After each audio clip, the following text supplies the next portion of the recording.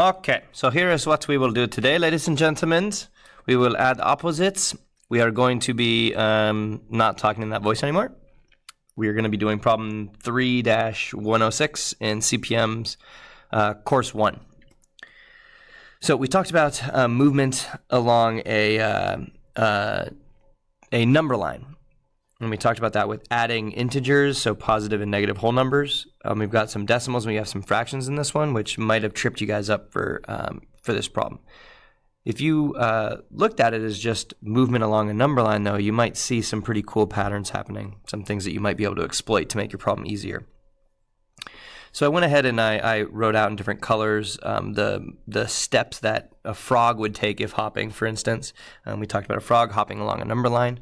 And in the first problem here for A, the frog's going to start at 4, right, and then go to the left 3.5, and then to the right 3.5 feet, and then back 1, or to the left 1. And if you notice that if the frog starts at 4, goes to the left 3.5 feet, but then to the right 3.5 feet, that the frog in these two steps has gotten back to where they started at 4. So this is really that the frog, hopped 3.5 feet backwards and then 3.5 feet forwards. That didn't get him anywhere. So the frog really is just starting at 4 and then moving to the left 1. So the answer here is the frog ends up at 3 because he just hopped 3.5 to the left and then 3.5 to the right. So he was back at 4 where he started. Here the frog starts at -2, hops 4 feet to the right, and then 4 more feet to the right.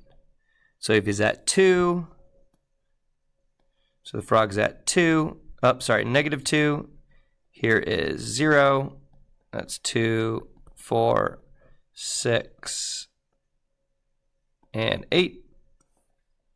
So frog starts at -2 and then goes 4 to the right, so that's 2, that's 4. 2, 4, and then goes 4 more. So that's 2, that's 4, counting by 2s. So +4, +4. So 2, 4, 2, 4. And where does he end up? At 6. Here, frog is starting at 5 1/3 foot, goes 7 feet to the left, and then goes left 5 1/3 foot.